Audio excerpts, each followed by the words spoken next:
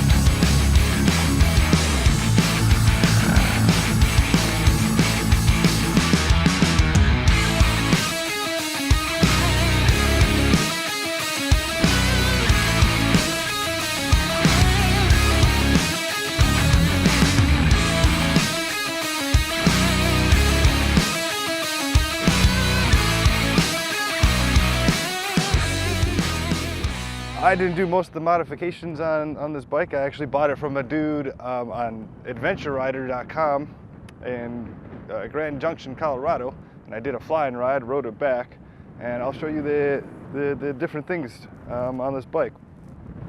So first of all, the DR650 is a pretty decent bike to get for dual sporting as it is, because even brand new they're pretty cheap. On the used market, they're even cheaper, so they're a good basis to start with. But they do have problems with bargain bin suspension and all that you notice pretty quickly when you bring it off road or even on road.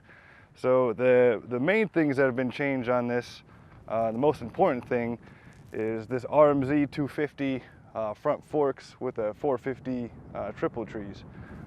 Gives a lot more suspension travel. It's an actual cartridge fork in there.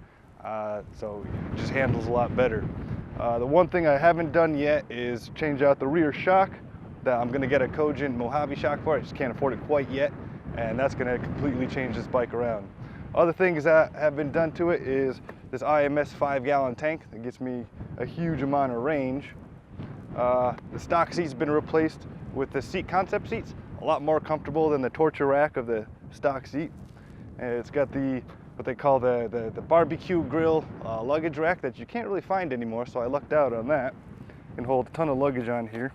And with that, the taillight's been switched to a DRZ 400 taillight because the 651 is goofy looking and sticks up too far. The carburetor has been changed from the stock CV carb to a TM40 pumper, which makes it a lot more responsive on the throttle. It makes it a lot easier and better ride. You could power wheelie this thing up, no problem. And it's got the racks on the side to hold, well, I use Wolfman bags, but it's also got the Roto Packs, little adapter things there, so I can carry some extra gasoline or water.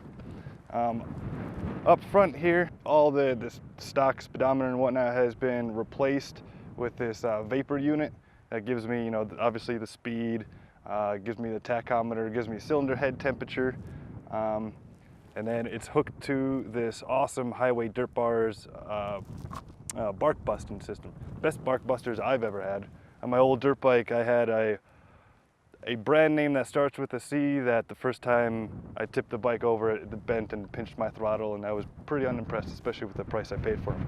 But these Highway Dirt Bars, they are a little pricey, but they're worth it. And the little mirrors fold in for if you're doing woods riding. Also, the stock 17-inch wheel has been replaced with an 18-inch wheel off a DR350, so I could put more dirt bike orientated tires on there because just a lot more choices in 18-inch tires. Pretty much the only thing that's stock left on this is the motor itself. I haven't done any internal work to it. I have a FMF full, I think it's a Q4, a full FMF system. From header back all the way to the tailpipe. Makes it kind of loud and obnoxious, but it gives it a little extra power. Cooled down a lot being in the wind.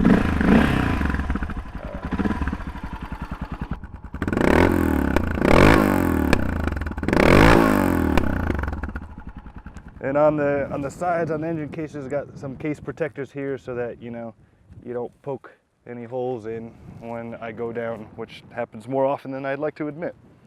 And especially with that bike this heavy, it can cause some damage. I would recommend a DR650 to anybody that wants to ride around the world. It's great because it's an air-cooled motor, so you don't have to worry about water cooling system. Even though they're generally pretty reliable, that's one less thing to think about. Carbureted, so you don't have to worry about you know, a EFI system going out on you. And it can run on like the crappiest gas in the world because it's got a pretty low compression stock.